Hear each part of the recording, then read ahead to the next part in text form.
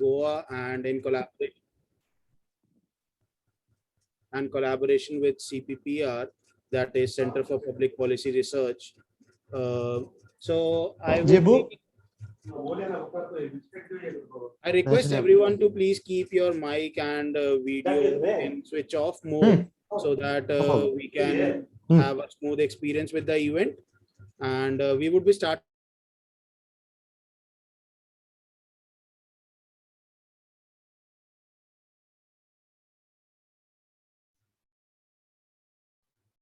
I request everyone to please keep their mics and videos in switch off mode, and we will be starting in the next 5-7 minutes. So kindly please hold back. Thank you.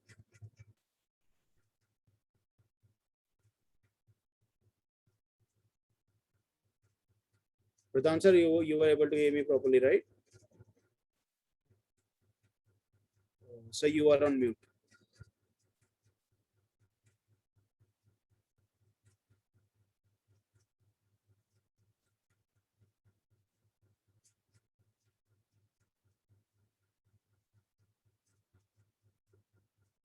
Yeah. Correct. So we are waiting for all the participants to join. So let's wait for next 5 minutes and then we will be starting the proceedings. So yeah.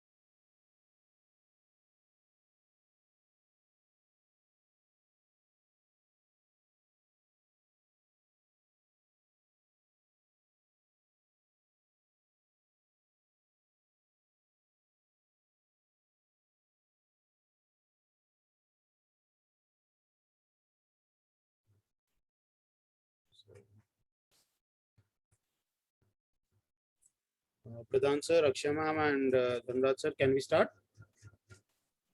Oh, I think, yeah, it is 156 people already have joined, 57, 58. That's great. That's great to hear. So I would, so let's start everyone. So good evening, everyone. This is Suraj Gupta this side. I would like to welcome you all to today's special lecture on international careers for young Indians that is organized by the FIRP, that is Forum of International Relations and Public Policy, BITS Pilani Goa campus, and the CPPR, Center for Public Policy Research, Kerala. I am thrilled to see such a huge audience and interested and eagerly looking forward to the discussion today. We have with us Professor R.P. Pradhan, who is the faculty coordinator of the FIRP and a distinguished fellow at CPPR for political economy and a professor at BITS Pilani KK Birla Goa campus. In addition, we have with us Dr. Dhanraj, who is the chairman of CPPR. And last but not the least, we have the speaker, Ms. Akshaya Shivkumar, joining us from World Bank, Washington, D.C. So I will just start by giving a few lines and a brief introduction about the FIRP. So what is the FIRP? The FIRP is basically an open platform to share ideas, lectures, experiences, and dialogues connecting national and international resource persons with political enthusiasts from BITS Pilani University and other stakeholders. We are really excited to launch the community to all the people present here. Now let's have a small video for 60 seconds about what the FIRP actually means. So yeah, I'm just going to share a video with everyone.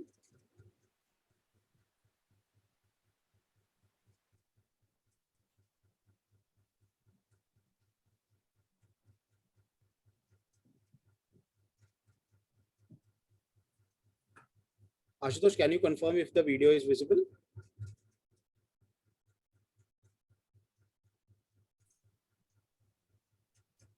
We see your screen. Just a second, sir. I think it will come. Suraj, it was visible. You can just start. Yeah, it was visible earlier. Sure.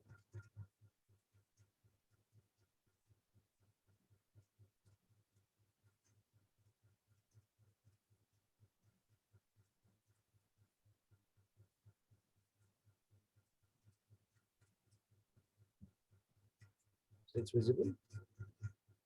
Yeah. Arvind sir, can you confirm if the sound is all right? Yes. Yes. So let's have a 60 seconds video on what exactly is the FIRP.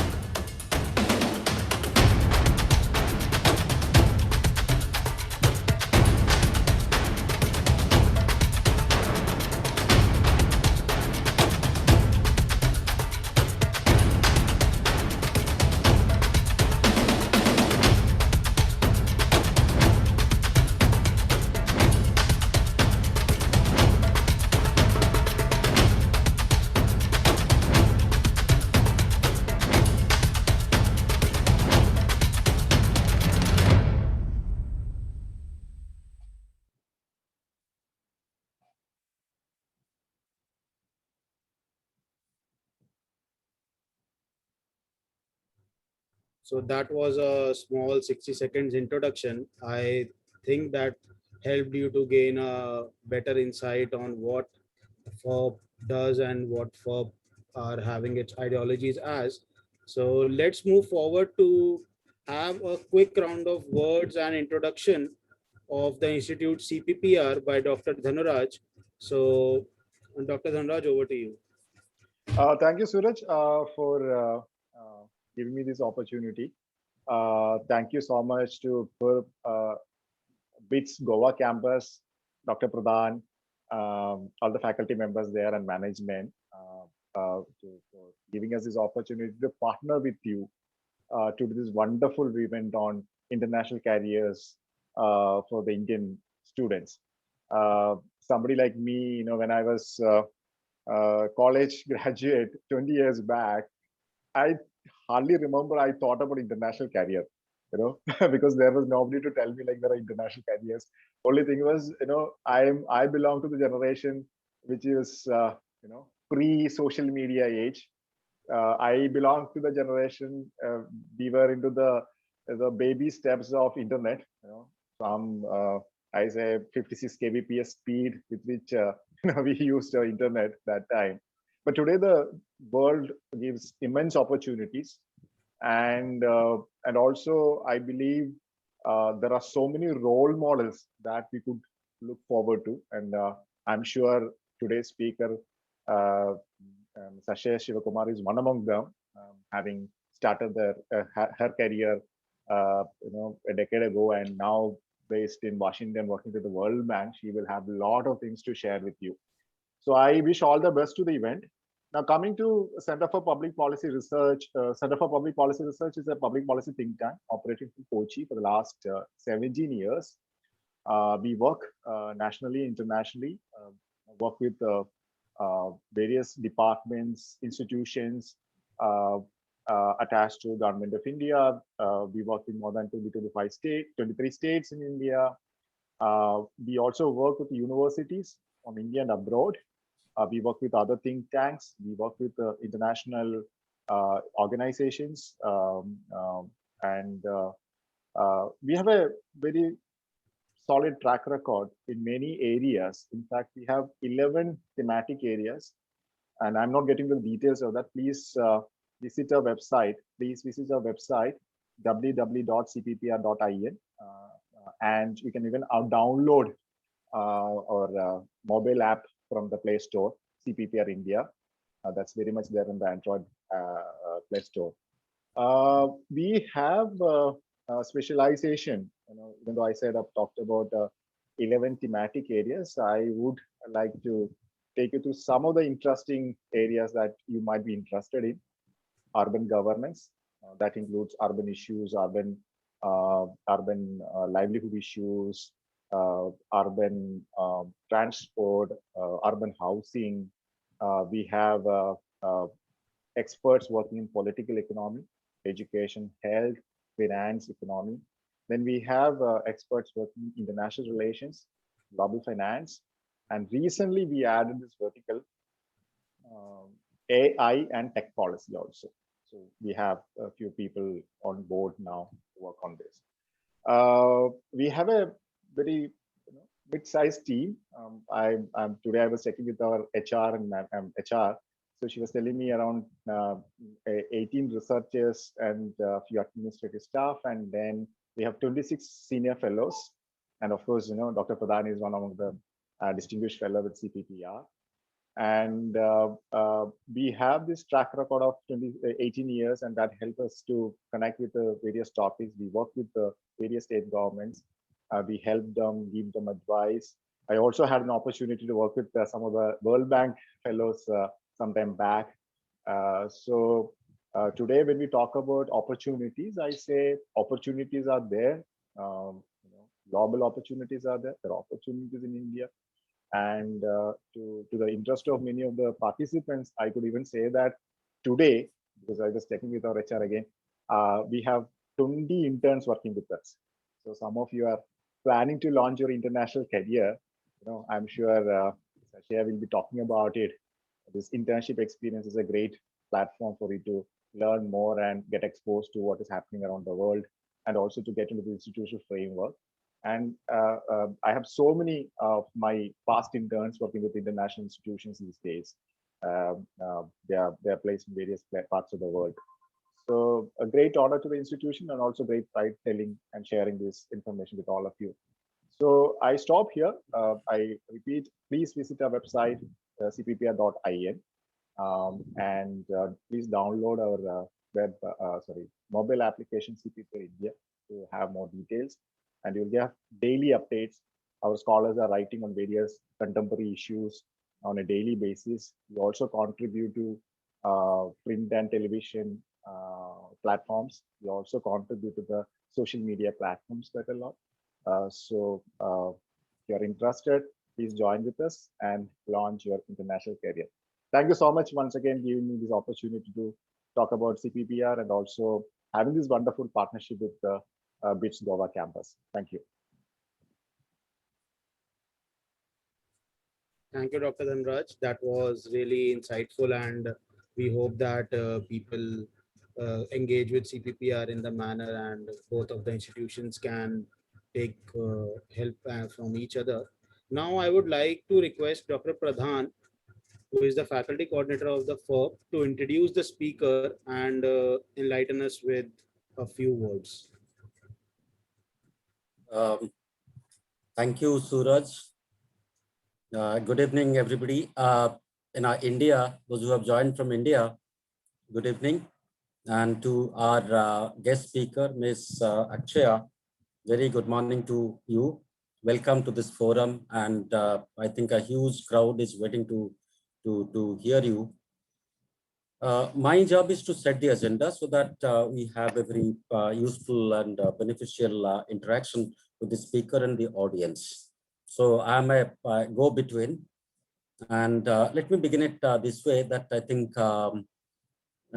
FIRP, Forum for International Relations and Public Policy. I think two of our BITS Pilani Goa campus students, Suraj Gupta, who's the main thread and the what we call Sutradhar, and he along with Asutosh Vasist, it is their insistence that the whole thing is you can see this is the lunch theme, the first lunch of the platform, and very impressed that such a lot of people took interest to register, and already 183 participants at their live here, and I'm sure other platforms they are also there. These are basically platforms where several interactions, dialogues, and enriching engagement are expected to happen. And we are fortunate that the first inaugural dialogue is from Washington DC. Our guest speaker, Ms. Akshaya Shivkumar, is joining us from Washington DC. She works in World Bank and connecting us from there. So I'm sure it will be a wonderful dialogue. Coming to Dr. Dhanraj, he was very polite in talking about CPPR, but it is much more deeper and much more intense, I can assure all of you. And I had a first-hand experience. It's going on. The experience is on right now. They're kind enough to invite me as a distinguished fellow for the political economy program. So I'm serving there. So I represent both BITS Pilani and CPPR. If Dr. Dhanraj can permit me, I represent both the institutions and I'm stakeholder in both part of it. Pleasure and privilege, sir. And internship, particularly programs, a current internship is going on, and 6 of their interns are assigned to me for guiding them, and they have a stringent guideline that they have to publish so many blogs and so many articles and all that, and all of them are very enriching experiences I'm going through now. But one small information may be useful to understand how deep CPPR is that for this particular internship, they apparently received 1,200 applications from, I think, almost all the prominent institutions of India. And out of that, they were kind enough to select only 14. So you can understand the kind of stringent competition and process. Wonderful the work they're doing. A lot of people are involved there, and I will encourage all the young listeners here that please visit their website, and wherever it is possible, if at all you find some engagement there, it will be wonderful. Coming to this evening's guest speaker, Ms. Akshaya Shivkumar. She has been a very old family friend. I know her for I think as much as her age is. So that's our we know each other very well. I knew her as a very bright young student in Goa. She did her basic education in Goa. And then, if at all you want to make it big, or you have a larger horizon to look at, that's where one has to invest. And the investment from her side was that after graduation, she goes to Paris to do a MBA program. And that's where I think the whole orientation, exposure, and your journey to the next layer begins. And she has always been a good student coming from social science background, but being a good student, hardworking, and all of that, she also got the exposure to do her interns in Stanford, I suppose twice. And then now you can see that she landed her first job.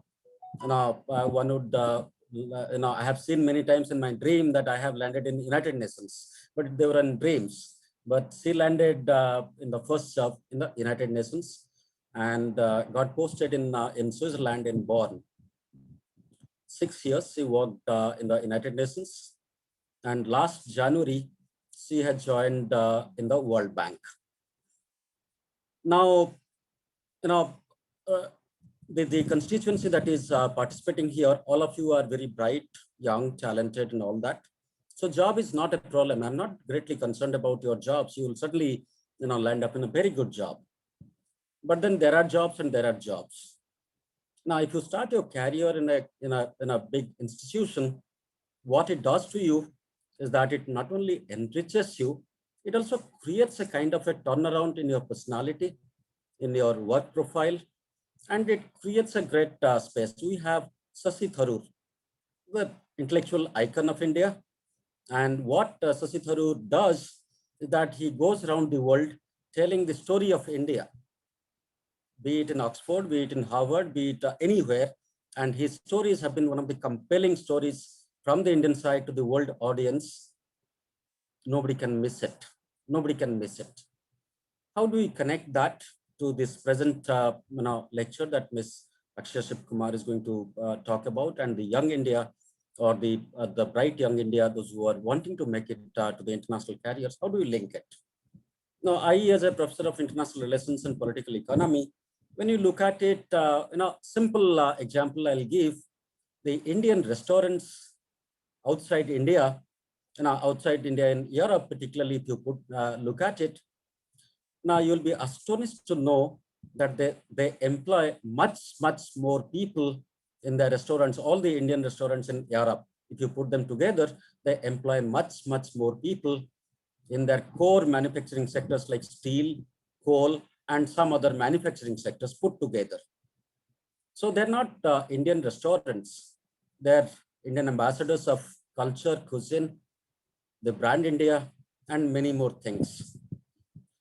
Today, in particular, we have a larger role and responsibility. Particularly, I'm addressing to the young Indians, is that we stand at a crossroad. We are at a critical crossroad of transition, both at the global level and at the local level.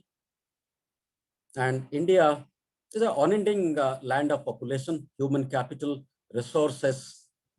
And we are, if I can see myself, we are a breeze between the developed countries and many of their manipulations and all that, and the developing countries, be it Africa, Latin America, and South Asia, or many parts of the world. We stand as a big breeze between, we're the connecting link. And now we have been invited to G7. We are also in G20. Indian movies are doing wonderful business all over the world. What we put them together as brand India. Now, if at all we call it as a brand India, it is a responsibility on all of us to look at how does the brand India participate in a very larger way, meaningful way, skillful way in the global governance. Why it is necessary, not for ourselves, not for our salary or career opportunity, but it bothers me too much to know that when in IMF, International Monetary Fund, when the Americans vote, their vote count is 16.25% or something in that order. When India votes, the vote count is only 2.75%. Several countries put together, they cannot gather their votes together that can match the American voting weightage. We lose out. We're a large country, large market, everybody comes to sell things, but we lose out in the international recognition and many.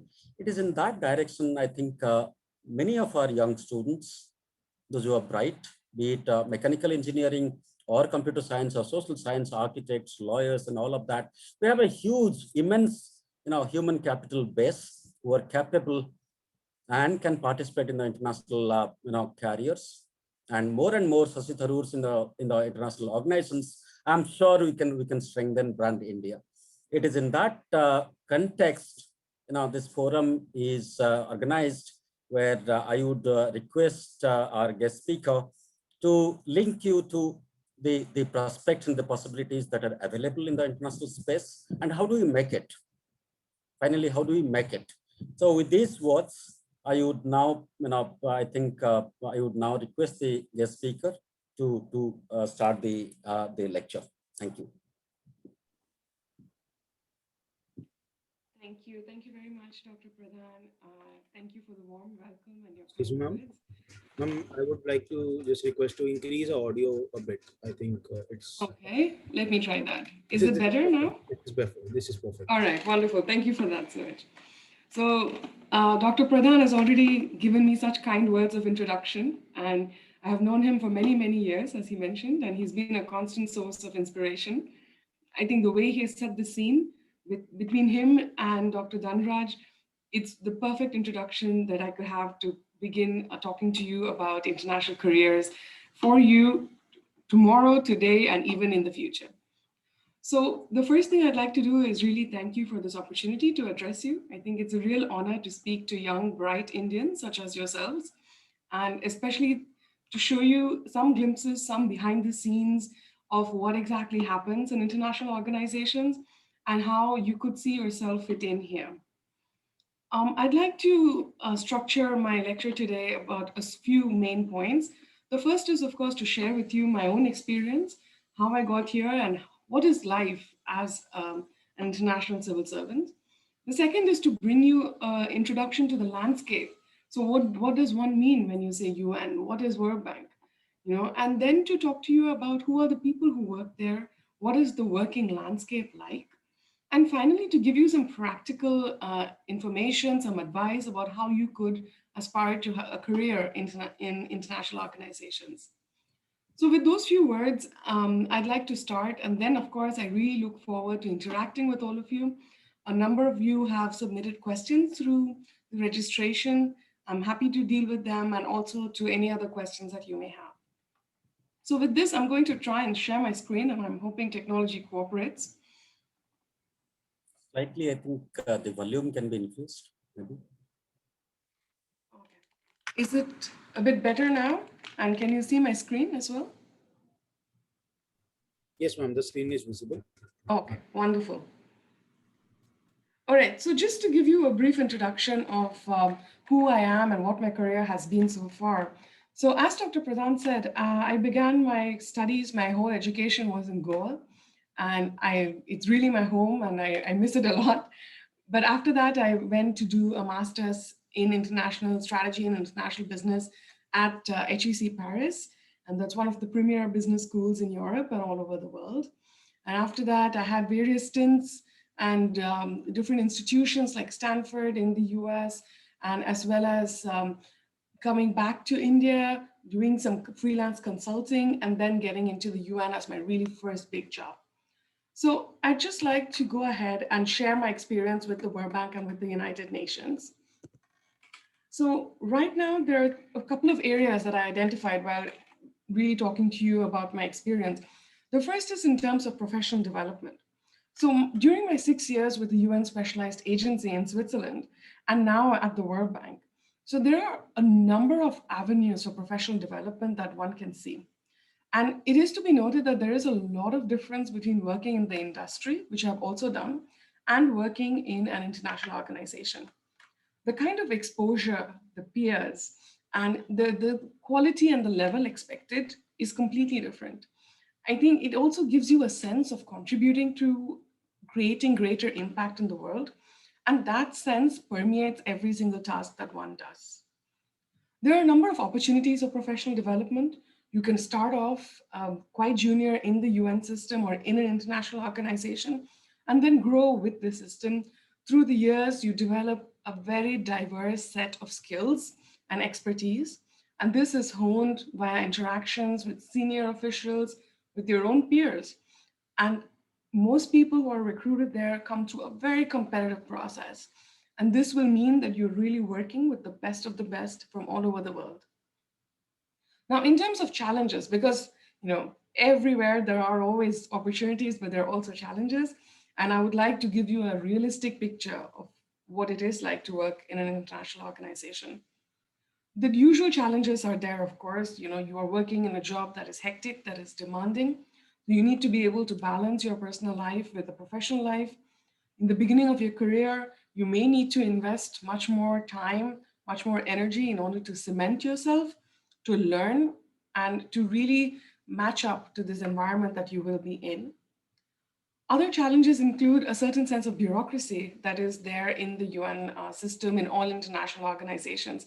And this, you need to learn how to work around it and how to really go through it with the sense that you have the end objective in mind.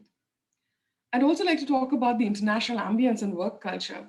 So in a pool of maybe 250 people, we had 60 nationalities. So that is really the level of diversity that you will see. You will hear all sorts of languages. You will see people from different parts of the world. And one thing that I realized personally is that to get to the end result, there is no right or wrong way. They're just different ways.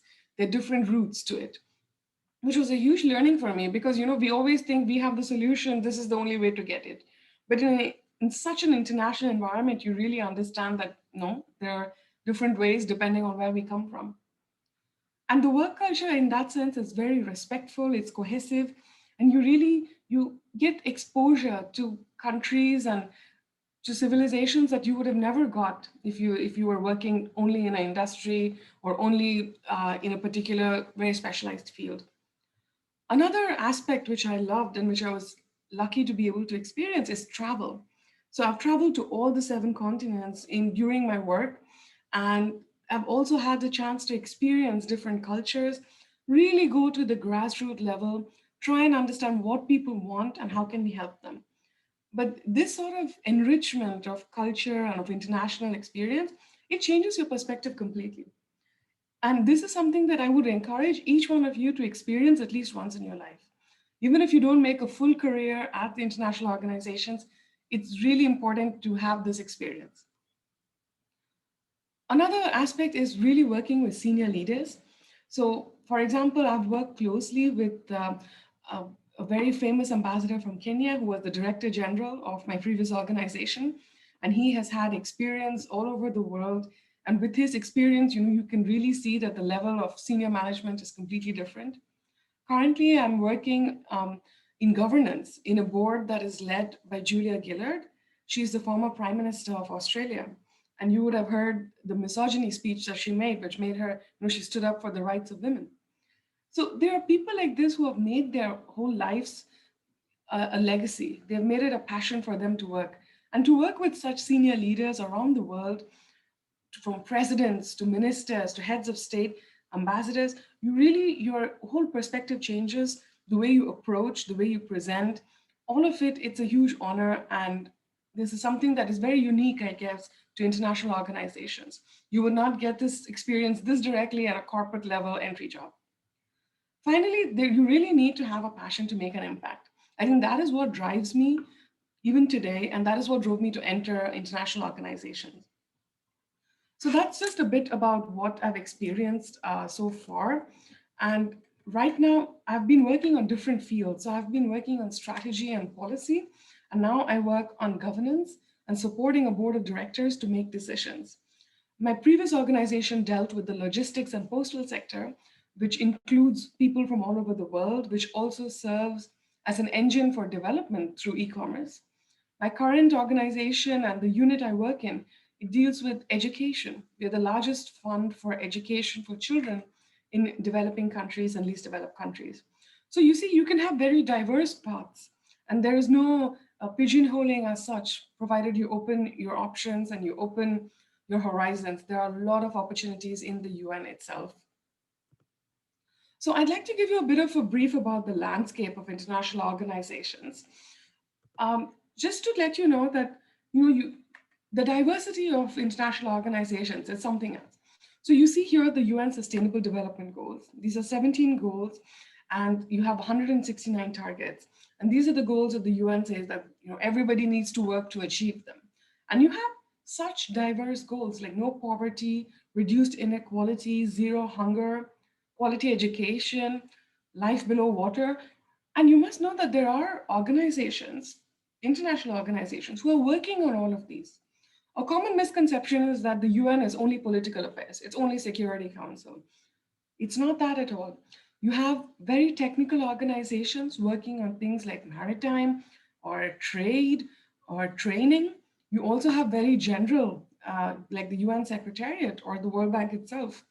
So you can see the absolute diversity, and you can see that there is space for everyone in this system. I wanted to give you a snapshot of what the UN system is. You have 15 specialized agencies, 12 funds and programs, 3 related organizations. So this is the entire system. So when you say United Nations, it comprises of much more than just the UN organization. We also have the World Bank, which is where I work right now in Washington, DC, and that is one of the specialized agencies of the UN. And I'll come into that in a few more slides. This is a very detailed slide. What I'm going to do is send you a link to this after I finish this lecture on the chat box so that you can go and look for yourself.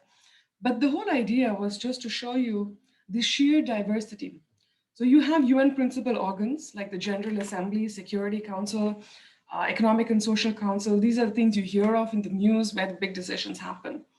But you also have other aspects. So you have the funds and programs, UNDP, for example, or UNICEF, or UNEP, which works for environmental protection.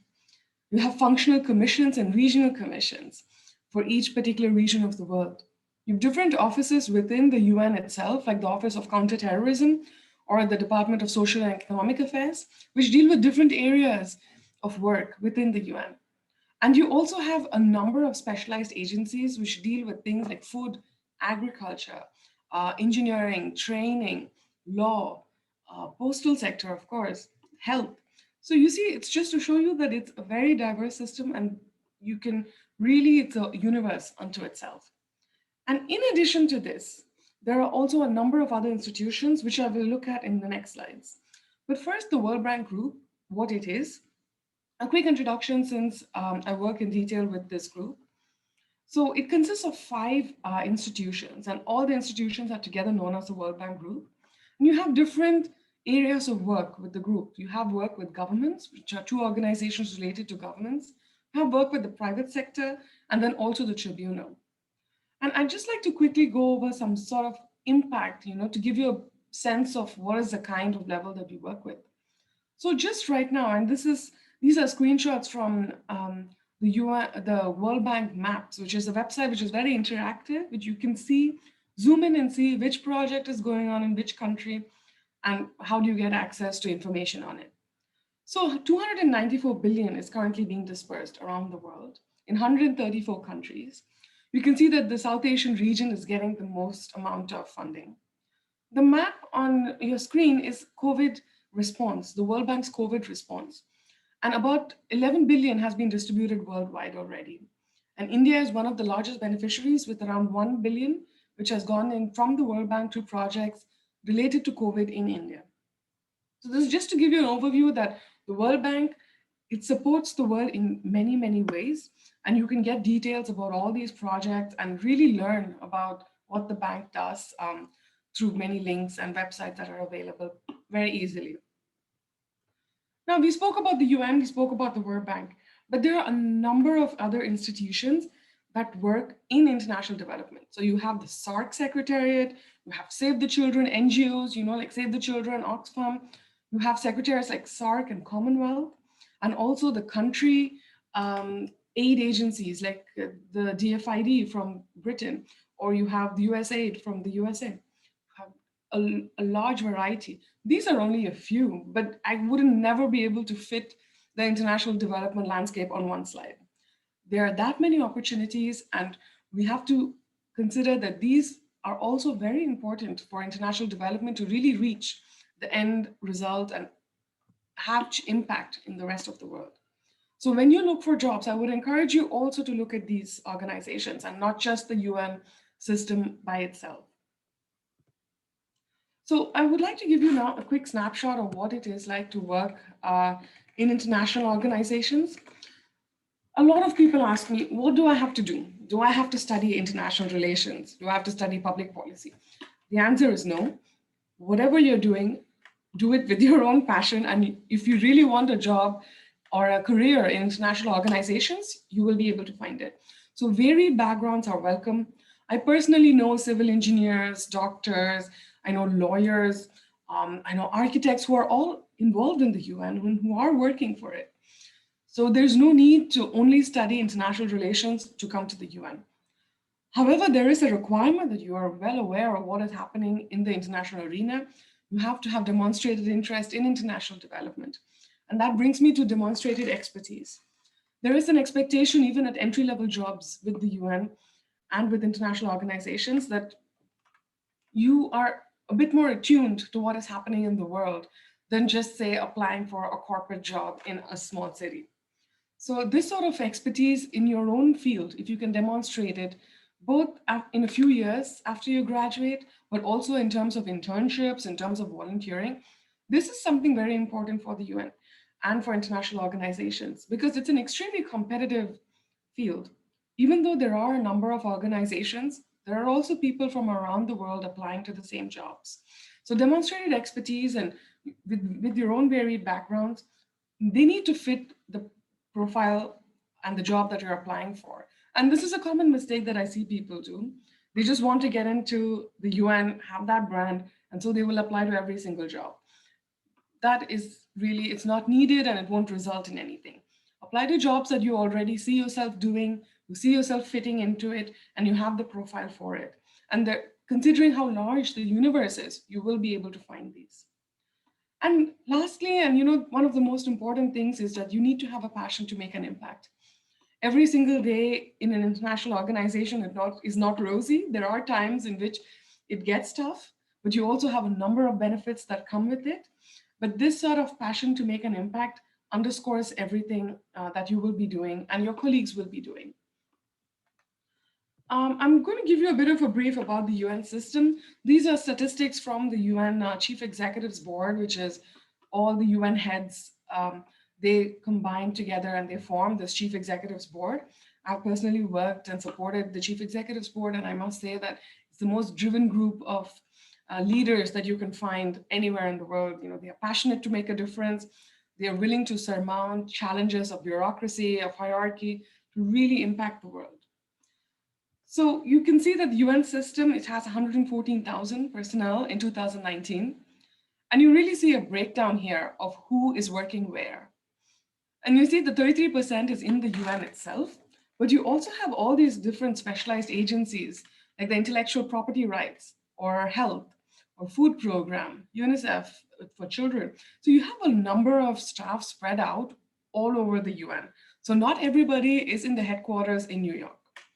And this also brings me to the geographical distribution, which I'll talk about in a later slide, but I would like to also tell you where all the UN operates.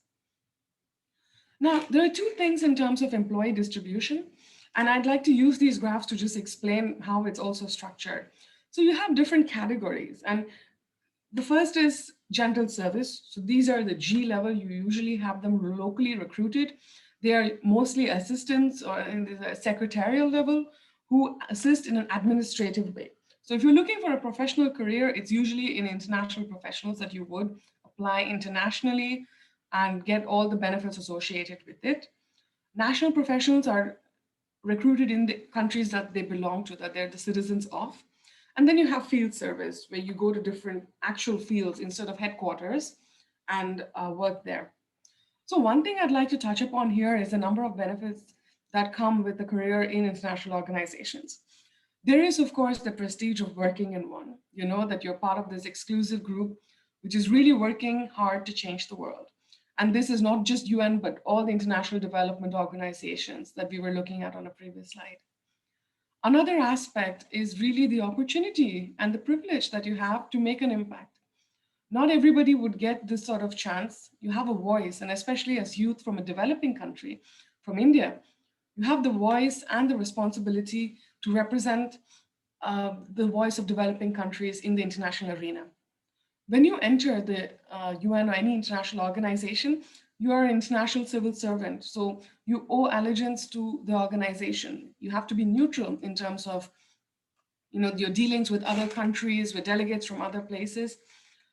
And I think in terms of benefits, another benefit is that it's almost a diplomatic, quasi-diplomatic status, depending on your grade. So you get all the benefits related to being a diplomat. And these are numerous. But I would really say that the strongest motivation for you should be knowing about all this, but really to see how you can make an impact. What do you bring to the UN? And how can you fit the UN also into your own career path? And by UN, I mean World Bank, I mean the UN itself and other international organizations. Another area that I would like to just talk to you about, because this is something that most people don't really know, is about grades. So within the UN system, you have different level of grades. And while you're applying, I think it's very important to know which grade you're applying for. The entry level of professionals is usually in P2 and P3. So P1, P2, P3. P3 is already with a number of maybe 5-6 years of experience. So you're really looking at P1, P2 immediately after your work, and a P3 after a few years. Now, these are the grades that are realistic in terms of applications. If you apply to a P5, it's a coordinator's role, you will require at least 10, 12 years of experience. And they will usually list the number of years that you require. They will list if you need a master's degree. Usually you don't, because you can either have a master's degree and say 2 years of experience, or you can have a bachelor's degree and the requirement would be 4 years of experience. So they make adjustments for that. But I've been on a number of recruitment committees with the UN and with the organization that I worked in, and it's a specialized agency. And you must know that they are quite strict about the initial requirements. So I would really suggest that you apply for jobs that you qualify for. Being aspirational is wonderful, and you must look at P4 and P5 and director level jobs, which are D. You must look at them and aspire to say, okay, this is how I will work backwards. To say, if I need in 10 years, if they need this sort of experience, I'm going to work on developing that. But apply to jobs that are realistic. You see here the breakdown for P3 and others. I'm assuming these are the P1, P2 levels. So there is a large percentage of jobs that are available. And G level, if you would like to get into administrative level jobs, you will need to be a national of that country. You will need to look at the Delhi office mostly to find different opportunities that would be available. So I just wanted to give you a little bit of brief about what are the categories and what are the grades, because you will see a lot of these when you're trying to apply. A quick view of the geographical distribution of who is in the UN right now. So because these statistics are all from the UN system, so that's why I'm talking about the UN system on the whole. So the largest is from Africa, and then it's followed by Asia, Europe, Americas, and Oceania in that order. The largest country itself, which contributes employees to the UN, is the United States. It's about 4.8%. And India is about 8th or 9th on the list with 2.1% of the total number of staff in the UN. So 2.1%, that means there is still growth. There is still room for you, for bright young Indians to come to the UN, to international organizations, make a mark, come with the approach that you have something to give and help, and as well as the approach that you would like to develop yourself and your career with the UN. Since we have a map in front of us, I'd also like to tell you that the UN has 4 main offices or main headquarters in New York, Geneva, Nairobi, and Vienna. So these are the main UN hubs. But that doesn't mean that they are the only places. You have UN country offices, regional offices, different specialized agencies having offices in all parts of the world. So anywhere you see, there would be some UN presence there, either on the field level or on the headquarters level. So when you look for jobs, I would really suggest be completely open. You would benefit highly from working on the field and then going to the headquarters, or having a mix of the two. So when I say field, I mean, for example, if you have FAO, which is the food, related to food organization. So you have that. And then you can have the head office, which is in Rome, and you can have field offices in different parts of the world, say in Africa or Latin America or Asia. So that is what I mean when I say field offices. And working in both gives you completely different perspectives. And since you're just starting out in your careers, most of you, I would highly recommend that you be completely location agnostic. Every location will bring you something good and more learning. So with that, I'd like to really look at some practical next steps, considering the time as well. And then I'd like to take your questions. So how do you search for a role? So we've spoken so much about careers, international organizations, all that, but how do you start? There are a couple of ways. So the first is looking at the UN website, looking at the organization's website. Start with that big list, which I'll send you the link for. Go through each. An easier way to find jobs is to go to portals, and there are specific portals for UN jobs.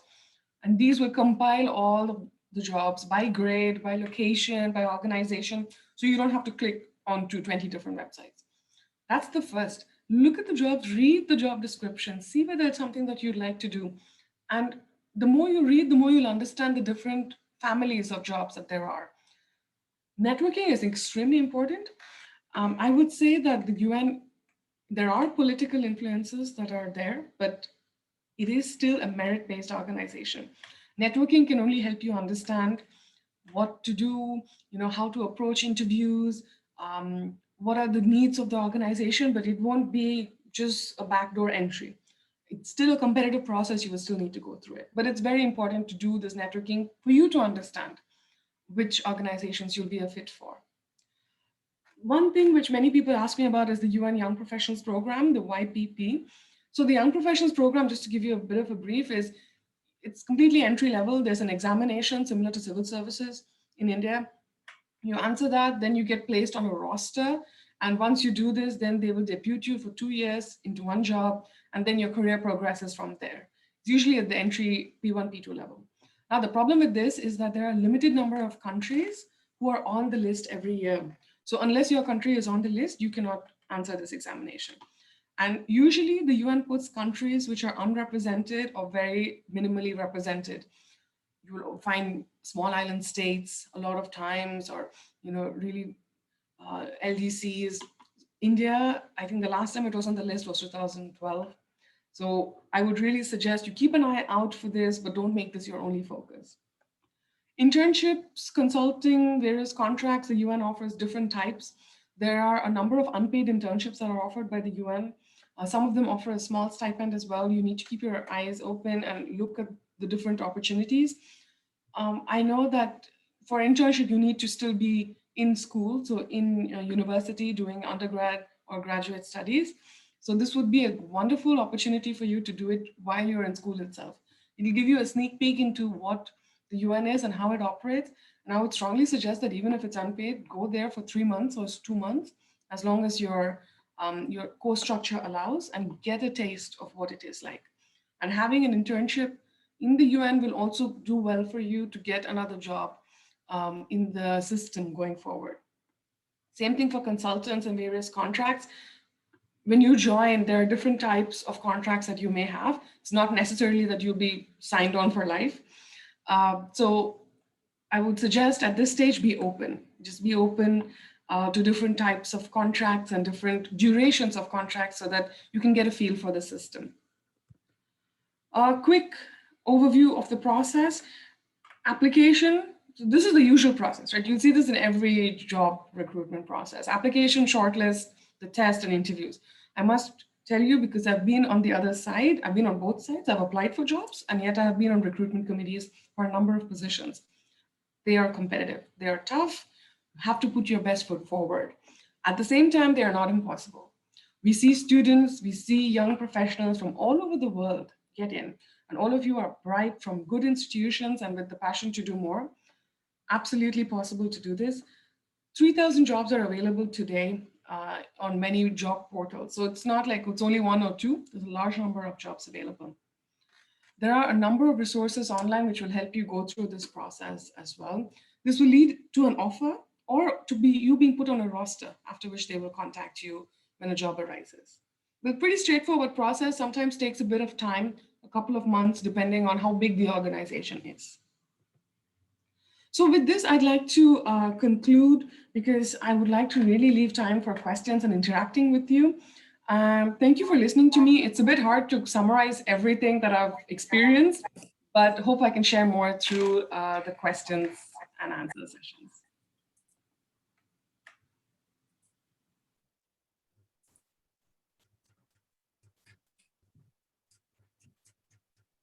That was really insightful, Akshay ma'am. And now, as I think everyone would be waiting to, get their specific questions and answers to them. So now let's move to uh, Q&A session. And I would request everyone in the audience, and if they have any specific questions and they want me to take them up, so they should submit the questions using the Slido link that I have just pasted in the chat box. So you just go to the link and type in your question. You can choose to be anonymously, you can choose to not reveal your identity if you want, but it's always preferred that if you reveal, so you can connect as well. So now let's start with the questions that we are having from the student. So first and foremost, that this is the most interesting question that I feel that everyone attending this session right now would be having. That is, how do I join the UN or international organizations if I'm a student of? And now it branches into at least 5 or 6 domains. So everyone is interested to know his or her side of the story. So we have students ranging from political science, public admin, international relations, economics, business management, STEM students, engineering, computer science, law, medicine, architecture, and media. So if you could share something on that, maybe how these all varied group of students should, proceed their career paths. Absolutely. And I think it's a wonderful question and something that is, absolutely necessary for us to talk about, because there is often this bias that the UN is only about political science. And that's really not true. If you're a political science student or international relations, wonderful. You already have that international sense, that the nuances that you will need to succeed in a career in the UN. And you could look at jobs related to public policy, policy making, to strategy, to governance, to to areas in which you can also do research on different topics. So for political science and national studies students, it's a broad arena. You have a number of organizations, both at the general level with the UN Secretariat itself, and also at a more specialized level. For example, if you're an international relations student specializing in defense, you have organizations related to disarmament affairs or conflict resolution. So, you really need to, the world is open for you, but you really need to go and look at specific job postings, specific organizations, because there is really room for international relations, political science everywhere. Now it gets a little more trickier when you go into economics, business management, STEM, law, medicine, all these specialized areas. With economics and business management, because I myself have a business management background, you will really be able to get very generalized jobs around across the sector. I am personally not from the education sector or postal sector, but I have been able to shift and be more supporting executive leaders, supporting the executive office, really being at a higher level of decision making. So I've been able to chart the career around that. So there are opportunities available. Economics, the World Bank is the best place to be. You have pure economic research, a number of key publications that come out. In terms of STEM, engineering, computer science, there are a number of organizations that you can look at. There are also, in terms of civil engineering, I can think of already UN Habitat. There are also agencies like the Telecommunications Union or the Training Institute or the UN Industrial Development Organization. So, I'm giving you a few examples, but there are a number of opportunities. The same goes for law. You have the International Court of Justice in The Hague. Medicine, you have WHO, the World Health Organization, which has been in the news continuously since last year. And architecture will be UN Habitat as well, which media communications, it's one of those things like strategy, which every organization needs. So you can literally do communications for the migration organization, or you could do it for the UN Security Council. So it's, a huge range. So I would say it's not a very specific answer, but I would just like to give you a bit of an indication of the breadth.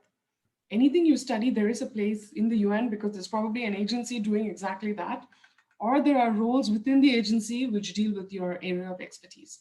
The best way to know what exactly is the best fit is to read, look at all the job adverts, look at the different organizations, familiarize yourself with them. The more you have familiarity, the more you'll know where you fit.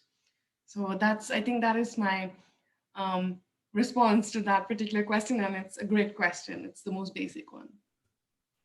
Thanks a lot for that. I think many people in the audience must be noting down the answers and taking notes as well, so that they can take them further. Now, many of the organizations ask for that you must have this much and that kind of experiences. But as I know and I understand from the registration responses, that many of the registrations were from recent graduates who are not having any experience, who would be getting fresh out of their undergraduate programs or maybe masters or PhD programs. So how do people compete on a global scale in international organizations if they are a recent graduate? So if you Thank you could so much. share anything on that, that would be really insightful. Absolutely. That's a very good question. And that's something that I myself have faced personally, because every organization I would apply to would ask me for 10 years of experience, but nobody would be able to give me the job to get that experience, right? So it's the chicken and egg situation. Every new graduate goes through this in different industries and definitely in international organizations. What A few things I would suggest. The first is gain experience while you're a student, do internships. The CPPR is a wonderful place to do it. You can apply directly to other international organizations as well. Get yourself, wet your feet in the field of international development. The second thing I would advise is that you keep international organizations as something that is part of your career and not the entire goal of your career. Your entire goal shouldn't be, I want to join UN. It should be, what do I want to do in international development? I want to work to build, to make the migration situation better, or I want to use engineering or computer science to bring data and analytics and artificial intelligence to solve the problem of world hunger. I would suggest to go ahead with your career, go ahead with your goals, and keep applying for the UN. I would not suggest to do nothing, just finish your education and just apply for the UN as a goal. It's a means to an end, it's not the end itself. Definitely getting a few years of experience would be beneficial. I mean, I'm going to be honest and say that P1 and P2 entry level, immediately out of university, they are much more difficult to find, they're much more competitive. Mostly the jobs are P2, P3, which is 2 to 5 years of experience. However, this is the UN system. You can still have excellent entry-level jobs and internships in the international development field. SARC Secretariat, for example, or Commonwealth Secretariat, or the different NGOs that are working in international development in India itself and in other parts of the world. So that would really be my response, to say, develop yourself, have an end goal of your own career, which UN is a part of, international organizations are a part of. And thirdly, keep your eye out, expand the horizons to apply to a wide range of jobs, wide range of organizations, not just one. I hope that answers some of the doubts that you may be having. Yeah, that's really insightful, and I think, yeah, again, I would recommend people to take notes and note down these organizations names and all, and maybe look through their websites and job adverts, and probably you would be able to have some opportunities. I am optimistic on that. And now the next question comes to address that why and what are the ways to apply, as I have already asked. And people usually say that they only know our recruitment procedure through the Indian civil services. But are there any other ways or any other channels that they should explore and look forward to applying to these organizations? That's a very good question, Suraj. Thank you for putting that through. It is true that the Indian civil services, so IAS, IFS, all the very prestigious, the very important work that the Indian civil servants do. There is a pool of them who are sent from India to international organizations. There is a difference between, for example, someone who is an IS officer and someone like me who's come directly. For me, I'm an international civil servant. I am neutral. I do not represent India in this forum. Whereas they come as part of the Indian delegation or as part of the Indian mission to the United Nations or to different international organizations. Their job is to look out for India's interests and really represent India on this arena. So that's the difference really between being a direct employee and between being selected through the civil services of India or of any country for that matter.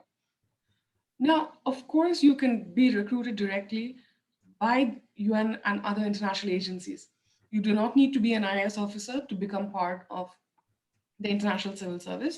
The International Civil Service is governed by the International Civil Service Commission. That is a commission which defines all the rules, our code of conduct, our benefits, everything. And with this, I'd like to say one thing. There are a lot of opportunities. So even though experience, different ways, there are all these things you can always work through and learn about them. But I would really suggest that you keep your goal and you keep working towards this, because it may seem a bit complex because it's a new system, but there are definitely lots of opportunities for bright people. Thank you. A brief guideline for the audience out there. I would request everyone to please submit the questions onto the link that I have shared, and please do not reply me privately, because it's very difficult to get hold of all the questions. And if some people are asking if a recording of these would be shared, so I would like to reiterate that the event has been live on the Facebook pages of the FIRP BITS Goa as well as the CPPR. So you can have a look through that maybe a couple of hours after the event as well. So if anyone has missed some parts, they can have a look there as well. And coming to questions, I would be taking some specific questions as well, because were some questions that we consolidated from the list of registrations and people who asked in the registration form, but now I see a lot of specific questions coming up. So stay tuned, and let's move to the next question. So the next question that people are really curious to know is that, is it necessary to have a degree from a foreign university to work in international organizations? Do I have to be a graduate, or can I apply directly as an undergraduate? Also, does doing a PhD enhance my chances in any way, and if they, what domains are there in which one should pursue a higher education to increase or complement their application? Okay, thanks, Suraj. There are a lot of interesting angles which are being asked here, and I'd like to start with the first one. Do you need a degree from a foreign university? The answer is no, you do not need it. You can apply directly from, your good institutions from India, BITS Pilani, BITS Goa, they're amazing institutions. Even if you're not a student of these institutions, you can definitely still apply. Going abroad and studying abroad, because I can speak from personal experience, it gives you a large exposure. That's something that is so international that you can't replicate it being in one country. And there's not just in India, being in any country, you can't replicate this sort of international exposure and the kind of different perspectives and really the elevation in professional outlook that gives. That's been my personal experience. Definitely, you do not need a foreign degree to apply to any international organization. Do you have to be a graduate, or can you apply as an undergraduate? You can certainly apply as an undergraduate once you finish. You can do internships as an undergraduate. It all depends on the job posting itself. And usually there are always room for maneuver. For example, like I was mentioning in the presentation, you could have the master's degree with, say, 2 years of experience, or a bachelor's degree with an additional, say, 4 years of experience. So there's usually something balances out. So eventually doing a master's would be beneficial, doing a PhD would be beneficial, but you need to do this because you want to do it for your own career path. I would never say do a PhD in public policy, you'll get into the UN. That is not true. There are thousands and millions of people with public policy PhDs who are not in the UN, and vice versa. Not everybody in the UN has a PhD. So it really depends on what your own interests are. If you're interested in economic policy and development economics, by all means, do a PhD and do more in that area. Definitely, there will be opportunities for you in places like the World Bank, in economic think tanks, in public policy institutions. But all of this, it has to be part of a larger plan. That's what I'm trying to say. Getting a particular degree or a particular field does not automatically qualify you. What automatically gives you an advantage is having that international mindset, this inclination towards putting international development as the center of your work. So you could do data analytics and you could do economics, but still focus it on something other than international development. But if you do focus on international development, it shows you and organizations that you are keen on working in the fields. And as you can see, there are so many fields. So you really can't go wrong with any career choice that you really are passionate about and want to pursue. So I'm hoping that I answered that set of Absolutely, questions. absolutely. I understand that these organizations, do not discriminate or do not, partial as I like. You should have a career from, political science. I think everyone has a chance and everyone has opportunities in those domains. Now, another question that everyone is, very curious to know about, that is how much competition is there? Like how much of a competition can be expected? And are there any other tips or suggestions wherein one can make their application stand out? And what is a kind of persona that one should build to, increase their chances or complement their application, make their application stand out? Something on that. Any thought? Okay, thank you, Suraj. I hope I've got everything because I had a bit of a I'll connectivity repeat issue that. I'll a few repeat seconds that. ago, So but now no it seems problem. to. Yeah, So, thank you. so the question was that how much of a competition can be expected in these roles, and are there any tips or suggestions wherein I can make my application stand out? And is there what kind of persona or personality one should build, to make their application stand out, or maybe make the application highlight in front of the recruiting panel, or maybe the select. Yeah, so on that, something on that. Thank you, Suraj, for repeating the questions. And I think this is something that should absolutely be discussed. There is intense competition, definitely at the UN level, at the World Bank level, any UN organization you apply to, because you're not just competing with other people from your batch, you're competing with people from around the world. And not necessarily that all of them will be recent graduates. They could also be people with experience, much older, applying for a job which is an entry level. Usually, when I've been on recruitment boards, it's always that we look at the job, we look at the profile of the candidate. We really see, will this candidate fit? So for example, if it's an entry level, usually preference is given to recent graduates or people with a certain small number of work experience. But all this to say that definitely there is competition at an international level. Hundreds of applications are received, but at the same time, it's not something to be afraid of. Competition is everywhere. Even to get into the institutions, the very prestigious institutions that you're all part of, you have gone through a very competitive process. So I would say it's can be expected, but definitely go through it, and you never know. I mean, there are people who've still got in, and it's definitely possible. People do work at the UN and in international organizations.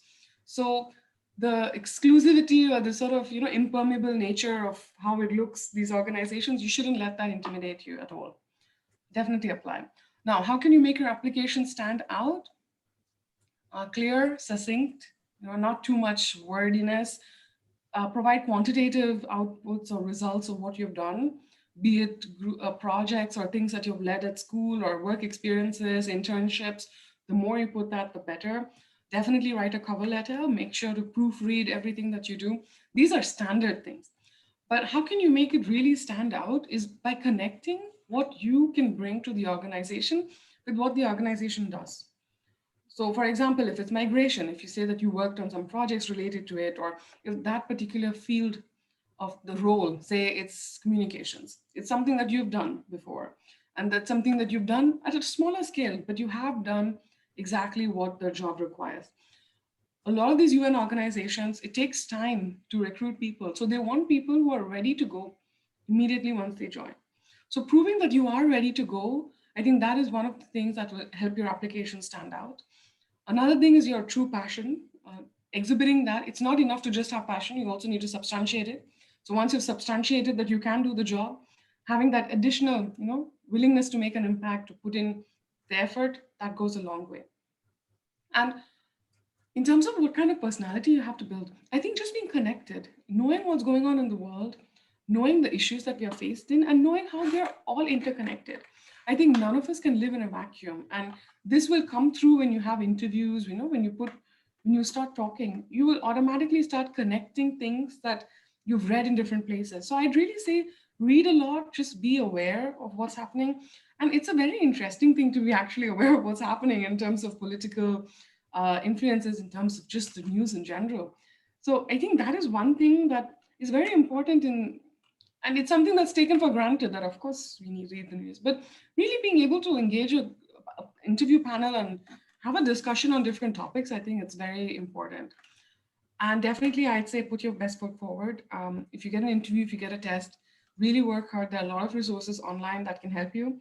Interviews are usually competency based. So they will ask you for different examples of what you've done. And once the technical part is through, I think you really need to work to prepare. Once you get a chance to really work hard to prepare, learn about the organization itself. So I'm going to stop there because I can go on this. So I'm going to stop there. But it's definitely possible, but just work on it with a structured plan. Absolutely. Thanks a lot for sharing that in so much of detail. Now, I'm very thrilled to see that we have participation from people who are studying abroad as well, and they are getting foreign degrees, and we have all the alumni from BITS Pilani as well who are pursuing careers at international stage. So the question that people are now curious, and they have sent it many times. I think we have got 6 people asking the same question again and again. So that was that what do international organization thinks of Indians? What do they expect from Indian candidates in particular? Also, can people engage in volunteering, internships, or some kind of an online work in such institutions to basically add and get the profile in a better way and maybe increase their chances of getting shortlisted? I think it's a wonderful question, Suraj, and it pleases me to know that there are so many people asking this question, because Dr. Pradhan was talking about brand India, and I think that is something that is very clearly there in international organizations. In all the interactions I've had, I've seen that people in the international arena usually expect Indians to be bright, to be hardworking. We are a young country in many ways, so there are a lot of young people from India working at the UN. And they're also ambitious. So you see a lot of people who have started, Indians who have started their career in the UN, really climbed up. And now they're at a level of directors, under secretary generals to the secretary general, Guterres. So there are people who built their way up. And this doesn't come overnight. It comes from hard work, dedication, sincerity, and a certain edge, that competitive spirit that we all are innately born with in India. And this is seen in the international arena because we're always willing to put in the extra effort and extra work and go beyond what is expected. And it's a very positive impression that people have of Indians, and definitely of Indian education institutions as well, because they know how competitive it is to get in, how rigorous it is really just to survive in such environments. And there is a lot of appreciation for that. Now, it must also be said that, once you get into the organization, it doesn't stop there. You really have to perform and prove your worth and your selection. And I think that's where this brand India, I think it comes in as well. Once you're selected, they select you with a certain number of preconceived notions that they would have about India, both good and bad. There are the good ones that I told you. There are also different ones. Everybody has a different opinion depending on their own exposures in life. But once you get in, the crux really comes in how you work, how you perform, to really prove yourself and to be an ambassador of your own country. They should look at you and say, yeah, this person is from India and they've done a brilliant job and we want to hire more Indians. So that's really the way you get people to hire more Indians, is to just be an ambassador yourself and do good work yourself. So I'm really hoping that, you can all, many of you would be interested in applying. In terms of volunteering, internships, definitely go ahead and do this. It's available in different organizations like the CPPR and also the UN itself. So highly recommended. Thanks a lot, ma'am. That was really insightful. Now, so now basically people are more curious about, getting to know about where will they end up if they work for an international organization. And the second part of the question, it's a bit tricky, and I think it will take, you can go on, and I think it's about visas. So how exactly visa procedure happens, and how things are complicated. So I think you can touch upon that as well briefly about the visa Sure. part as well. Absolutely. I think they're very practical questions, and I'm glad people are really, being real about the, their own career aspirations. In terms of where they will be based, they can be based anywhere. As I was showing you on the map, UN and international organizations are present in every country, and it's all up to you to decide where you want to apply. Even within the organization, there are opportunities for lateral movement. So it's a very international career. If you want, you can be in one duty station forever. If you want, you can go to so many countries. In terms of visas, I think it's actually very straightforward. The organization takes care of it. There is, I think, in the private sector, there are so many complications, H-1B and green cards and all that, international organizations. So every international organization has an agreement with the host country. So for example, if you have an organization in Switzerland, the UN has an agreement with the host country, and this allows for a special category of residency of visas. And this is it's a quasi-diplomatic and a diplomatic category. So there is no need to compete with, H-1Bs and things for visas. The organization takes care of it, and it's a very exclusive, really good category of being there, of residency, and it comes with a lot of automatic respect. So I would say it also has diplomatic privileges depending on your grade. So the higher you go, definitely the more privileges you get, the immunity as well.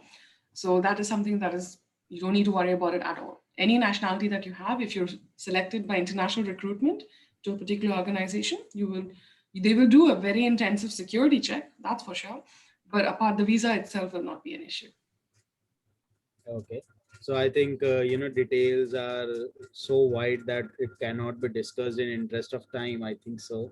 So if anyone has any particular and any detailed questions, and also we would be like in shortly sharing a feedback form wherein there would be a column to mention your questions, which were supposedly in interest of time were not being able to take up, and we will be surely you know helping you to get answers to those by reaching out to the speaker separately. And coming to a last few questions, now we are also reaching our time limit. We are kept on hold for I think at least 1.5 hours now, and we will be able to wind up in next 10 to 15 minutes. So next question that I would like to put to you, ma'am, is that how did you decide to want to work for the UN, and how hectic is the life of an international civil servant? If you could. Absolutely. Thank you for the question. And it gives me also a chance to reflect, because sometimes we just go about our careers every day. And this is a wonderful chance for me to reflect as well. How did I decide I want to work for the UN? My earliest influence and one of my greatest influences is my father. He's a professor of international relations. My mother is also into academics. And I think my parents have been my greatest influences and my eye openers when it comes to exposing me from a very young age to the world of international development, international politics. So I always had this sort of environment growing up, which was very open and inclusive and encouraged intellectual thinking. My true interest in joining the UN as an organization really came during my days in Paris, in HEC, because when I was in Goa, I really wanted to work to change the world in some way or the other. I have that drive. I said, maybe I get into journalism, maybe I get into some other field that helps me give a voice to people who do not have one. That was my greatest motivation. And then when I went to Paris, I saw that there are wonderful opportunities all over the world with the UN, with international organizations. These were things that, my family used to tell me right from the time I was young, but I was able to connect this in a much more real way once I went abroad. And I think it's also the fact that once you have that drive, you automatically start looking for opportunities in those areas. Because although I had my education, everything is business, it's purely business, but I still wanted to use those skills that corporate strategy or marketing, business management can give you in a context of international organizations and making a difference to the world. So I know it sounds idealistic, but that is really my greatest motivation. And I can assure you that when you make an impact, when you see the results of the work that you do, when you see that children are being educated, that people are being included in the most remote corners of the world, that job satisfaction is like nothing else. How hectic is the life? It's extremely hectic. It depends on the role that you have. Both my roles so far have been extremely hectic. It's involved a lot of back-to-back travel in many ways. I enjoy it. I would definitely suggest having some sort of personal work-life balance, but it's true of every career these days. And I would definitely say that the kind of exposure and the level that it gives you is completely unparalleled. So even though it's hectic, I would suggest choosing this hectic over another type of hectic. Thank you. Thank you for answering that. And I think now I would like to put forward this question, which says, can you work on building an international public policy career from scratch while you are doing a 9 to 5 and a 5 day job? If you are currently pursuing a 5 day job from 9 to 5. So is it possible to build an international public policy career from scratch in those circumstances? That's a good question. It depends on what you're working on in your 9 to 5 job in some ways. I also think that it's definitely possible. You know, the world now has opened up in terms of education. If it's education in public policy that is the first goal, then everything is online these days. There are a number of wonderful universities offering courses that people can do on public policy, educate themselves, see whether it's really what it is that they want. So doing this from, after office hours wouldn't be an issue at all. And after that, you would still, if you really want a career in public policy, then you would have to work in public policy eventually, once your education and, once you've really determined that that is the field you want to take. So I would suggest for this person, really explore opportunities of education online after you finish your work. There are a number of them from all over the world. And then after that, when you finish your education or course, even could be even a short one, when you know for sure, then start applying for careers in public policy. And I think it's definitely possible. I wouldn't rule it out at all. Okay. So this brings to me to the last question for you, and that would be that what are the prospective long-term career trajectories for a career in public policy while working in the US or Europe? Basically, if you're working in a foreign country, and how do you see yourself as a prospective long-term career trajectory? I think that is a wonderful question. It's a very thoughtful one. And it's something that can go in so many different ways. So one aspect is to join one of these UN system organizations, the World Bank, international organizations, and grow within the organization itself.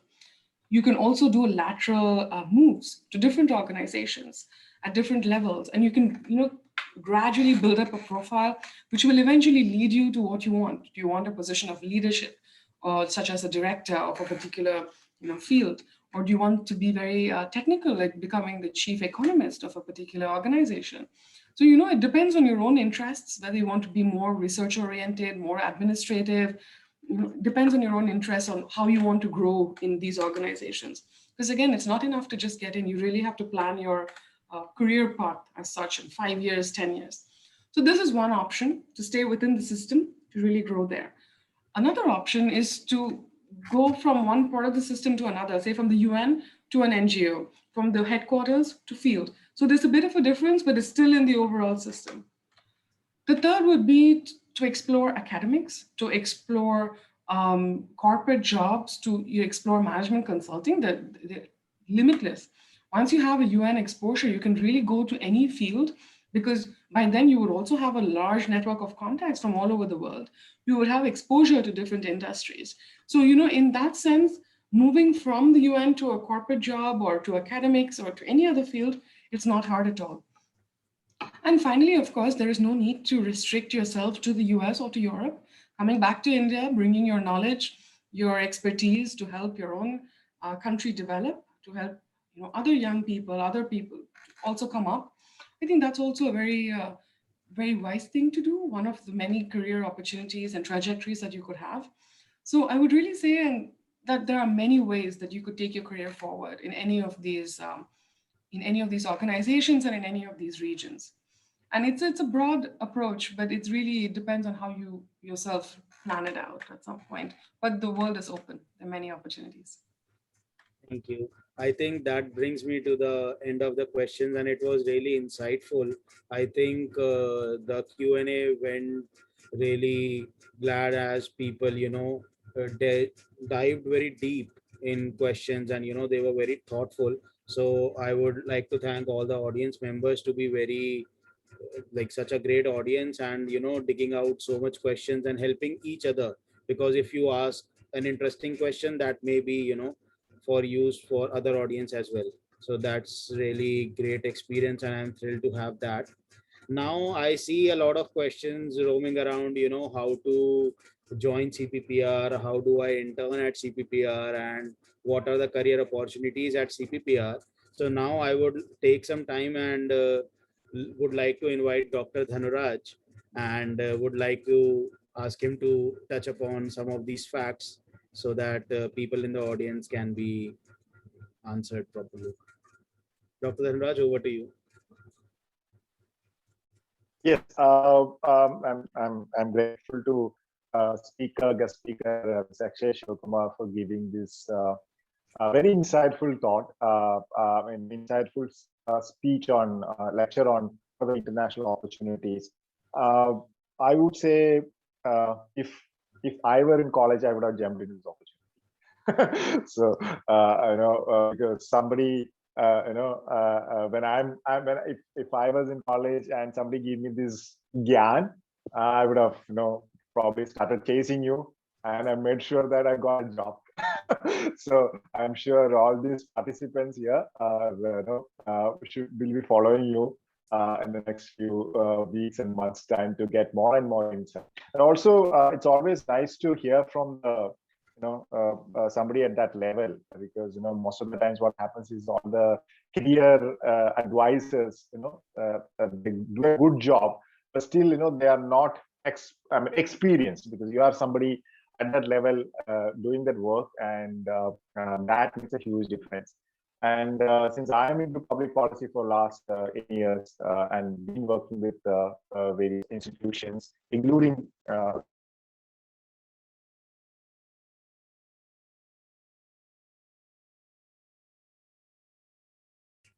Thank you, Dr. Dhanraj, for sharing that.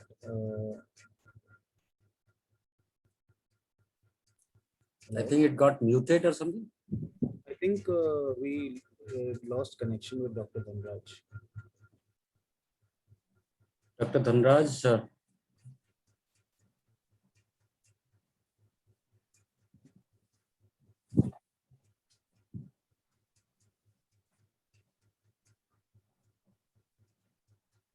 I think there might be some connectivity issue. So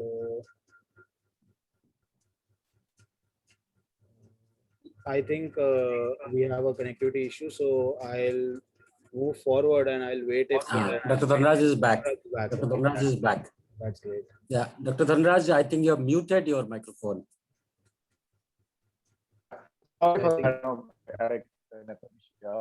So since I've been working the public policy for the last 18 years, to those international experienced public policy makers and investors. This was a very wonderful speech given by you, Ms. Akshaya Shivkumar, and thanks for that opportunity. Conversation. So, any question to me? I mean, anybody is asking me anything particular about CPPR? I'm happy to see you. No, sir. Like we had questions related to people who are asking how can they be a part of CPPR and work as an intern and gain some experience. So I hope Sure. that. So CPPR, if you visit the website and also our social media pages, we are on Facebook, Twitter, LinkedIn, and all so and forth. So we keep advertising any opportunities. That's always there.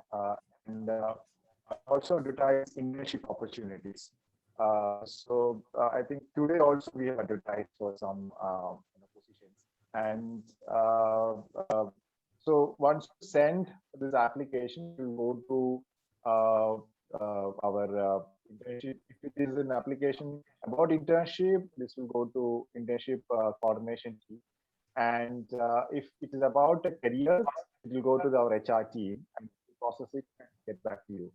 And usually it takes 2 to 3 weeks time, because we get so many opportunities, so many applications, and it takes time. Like Dr. Pradhan said at the beginning, we had 200 applications, uh, uh, 1,200 applications, and these 1,200 applications, it takes time, because we do manually, plus we use some backend processing, but usually it takes time. So be patient, and our team will get back to you. And once you are selected, on our website, when you apply, you will be asked to write your area of interest. Unless otherwise, the advertisement is very specific on what area that you would like to work on. And what I mentioned the area, our research team will select accordingly, and they will get back to you. There are different processes in internship. At times you get some stipend. Sometimes you get salary also. At times it is not neither stipend oriented nor salary oriented. It's basically you get an opportunity to work with some senior fellows. So it varies from program to program, and but I think our team will get back to you the more details. Thank you, Dr. Dhanraj, for enlightening all the audience. I'm sure that people must be applying through the social media pages and other handles. And I would really like to thank the speaker for posting out the links. That would be really useful for everyone in the audience to explore more opportunities. And I would request everyone to kindly take a note of that. And now I would like to invite Dr. Pradhan to say a few words to conclude. And Dr. Pradhan. Okay. Yeah, okay. Thank you, Suraj, and I'm thrilled after the session. Now, thanks to Akshaya Shivkumar. It is wonderful, very comprehensive. I think the basic questions that any aspirant would ask for, you I think addressed through your lecture interaction itself. And apart from that, several questions you answered directly also. I think the ground is very clear. Also, I thank Dr. Dhanuraj and CPPR team. They're a very professional team for partnering and joining us together in this. And FIRP, I think we started. We thought of launching it with a good note. It is not only a good note; it is a wonderful note. I think it is very well registered, not in India alone. I think great part of India and abroad. One or two points I would add, in the process of wrapping up, is that for the students, particularly, if we look at Indian civil service, roughly around 400 to 500 jobs get notified, and then somewhere around 15 to 20 lakh people, they compete for that. So it is a much more intense competition than probably World Bank applications or UN applications would be.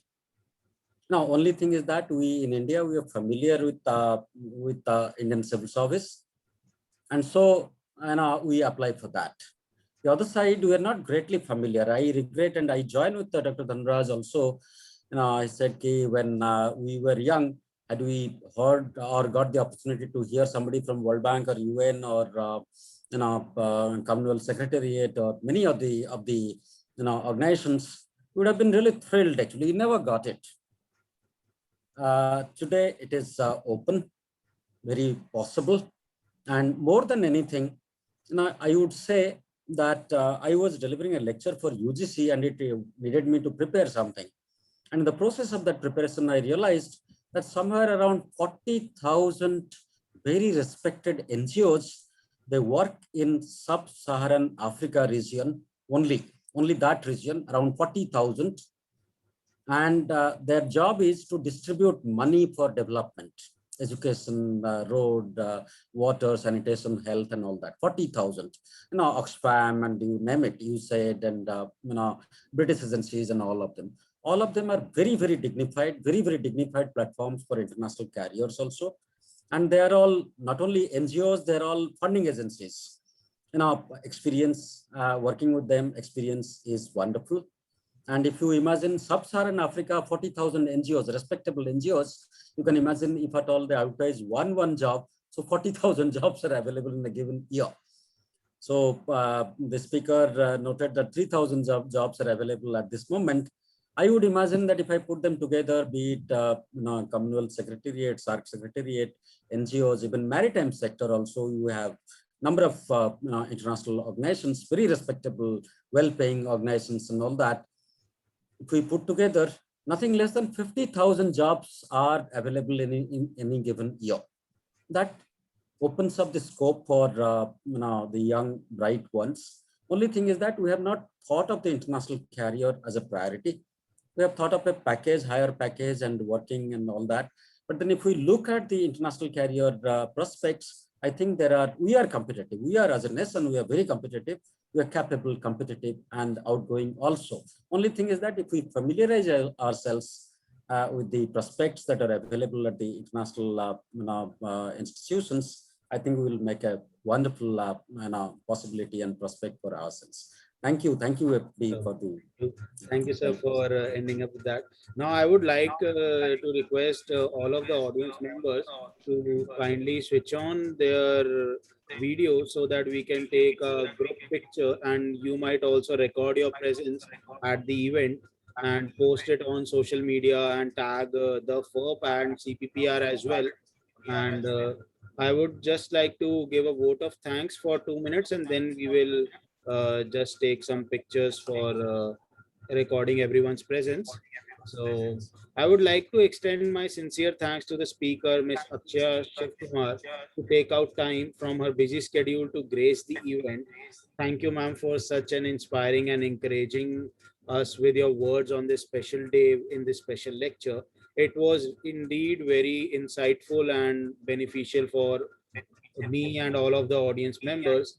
Given the interest of BITS Goa students, I would like to request you, if possible, FIRP would like to join some of World Bank public policy forums for greater learning, exposure, and maybe for possible collaborations and internship opportunities. We are a group of engineers from several branches of engineering specializations, and we look forward to interacting with you and organizations in future. A very special thanks to Dr. Dhanuraj, the chairman of CPPR, and the entire team of CPPR for a smooth experience for organizing the event with the team. I would additionally like to thank Dr. R.P. Pradhan sir, who is a distinguished fellow at CPPR and faculty coordinator for the FIRP and entire team of FIRP for providing the constant technical support in the background and making the special lecture in very successful and smooth. Lastly, would like to thank all of you for being such a wonderful audience, and we hope that you take something back from today's lecture.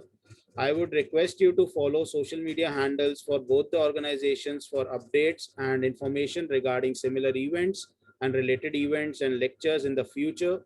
We look forward to organizing many such informative lectures for you all. And thanks a lot, everyone. This is Suraj Gupta signing off. And now we will take 2-3 minutes from everyone and request everyone to switch on their cameras and record their presence on the event. And maybe you can post yourselves as a screenshot on social media platforms and tag CPPR and the FIRP as well. So thank you. Thanks a lot. I'm just going to take this opportunity when everybody switches on their cameras to thank you, Dr. Pradhan, Dr. Dhanraj, your entire teams once again. It's a privilege to interact with such young minds of the country, and I can't wait to see many of you as my colleagues in the future. So keep up the determination, and thank you again for having me. Thank you.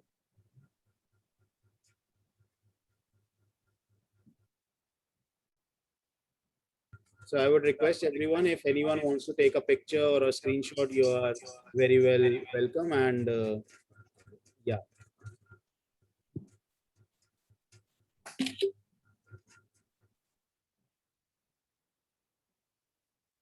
Maybe few more you can take so that some people are joining. Or Yes, sir. I'm taking more.